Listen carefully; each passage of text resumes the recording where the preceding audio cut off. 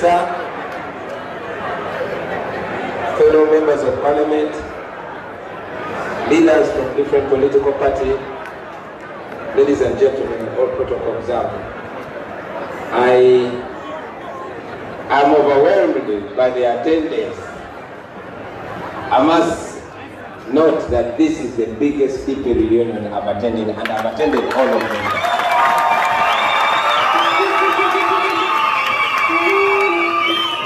And because of that, because it's in Gulu, I'll speak to you in two languages.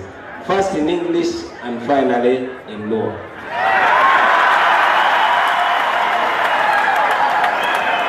I'm glad to be here, ladies and gentlemen.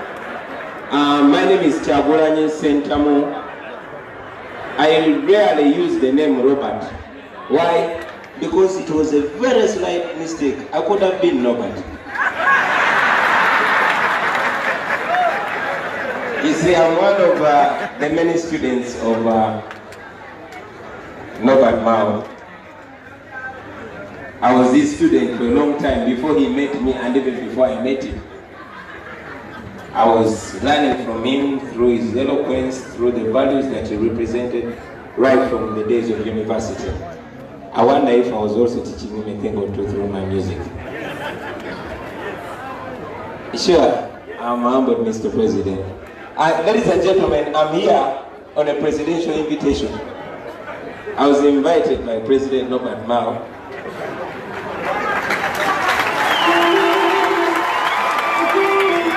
And that's why I put on a suit when I'm coming.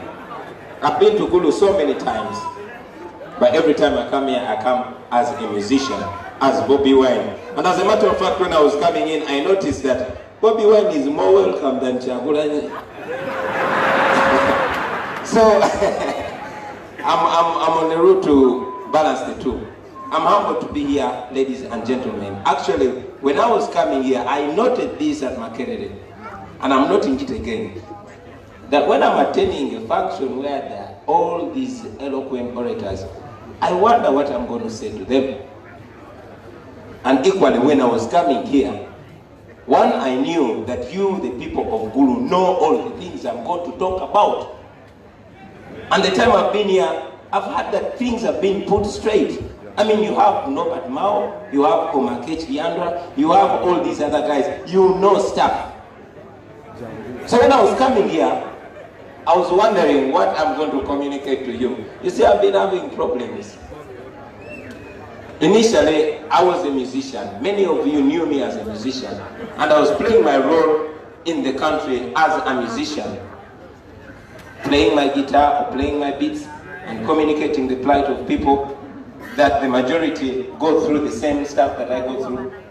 But maybe there came a time when I had to put it a notch higher by emulating the likes of Segona, the likes of Mukaku, the likes of Nyanzi, to also play a role in the liberation of this motherland. So, of late I've tried to interest myself so much with the struggles of freedom and liberation, not only in Uganda, but the country over. And it actually caused me some problems because I was caught reading the book at a function recently, which people thought was worse than the ministers who sleep at function. So in a similar manner, when my brother, the president of UID, was communicating in Luo, I couldn't understand. But I've learned not to carry books. So I carried them on my phone. And I was going through a book called Uganda Since Independence. A story of unfulfilled promises. And it triggered me, it inspired me, and I thought maybe I could communicate to the people of Gulu, particularly the people that fall under my generation, about these things.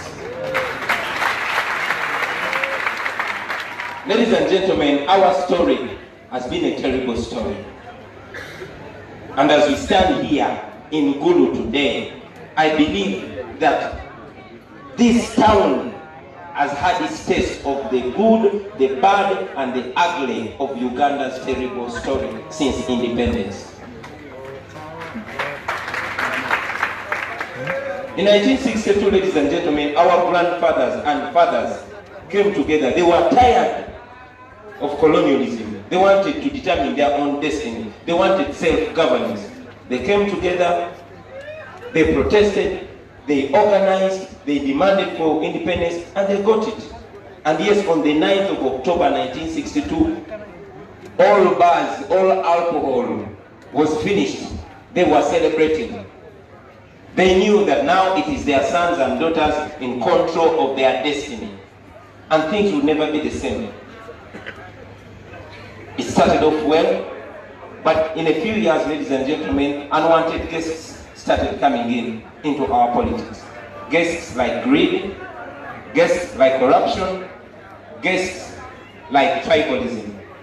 And yes, by 1966, our country had already gone on its knees. It was chaos again. The celebration had turned into chaos. It was until President Idi Amin took over, and yes, there were celebrations in Kampala, and I believe here, people thought that they were starting a new story. They believed that a new day had come, and they rejoiced. But it was a very, very short time, and very soon, they found themselves in the darkest of the night. It went on like that. People gave up, they lost hope. But there were some stubborn ones, like the ones sitting here, that went to Moshi, reorganized, and redeemed their country. However, the same story, the same cycle that we have been going through continued. Maybe because the people then had not learned enough from a chaotic past. The story went on, ladies and gentlemen, until in 1986, when President Museveni brought Ugandans yet together again. He collected young men and women, not using ballots but bullets, convinced them that they would introduce a better country. And indeed, they went right ahead and promised a country, and promised an overhaul of the country. They promised a fundamental change. They promised rule of law. They promised everything that we long for, ladies and gentlemen. Yes, President Museveni looked like any other prophet. Many people were cynical, many people were critical, and many did believe what he was saying. But he stood for it. And in my opinion, for those 10 years since 1986 to 1996, he tried to prove them wrong. But yet again, unwanted guests showed up, and this time massively. Corruption, tribalism, greed, and greed was in capital letters this time.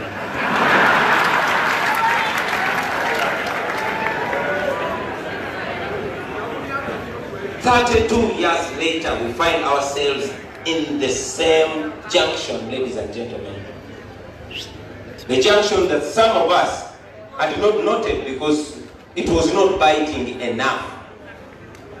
32 years later, the president continues to impose himself on the people of Uganda.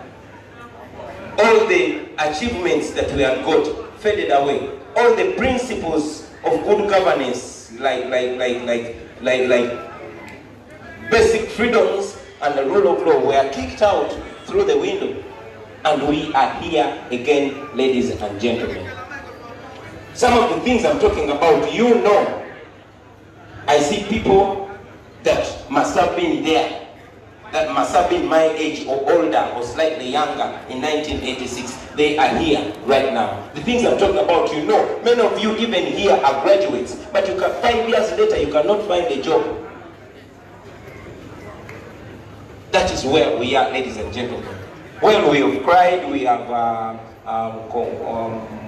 consoled ourselves over what has gone wrong. But again, I have news to you, ladies and gentlemen.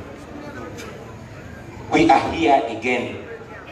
But lucky enough, we are many, we are informed, we have a big book of history of our nation to learn from. We are right here. We are at the crossroads again to decide whether to learn from the wrongs of the past or to continue doing them. We are here right now. One thing I believe is that we have everything it takes to recreate a new country. We have everything it takes.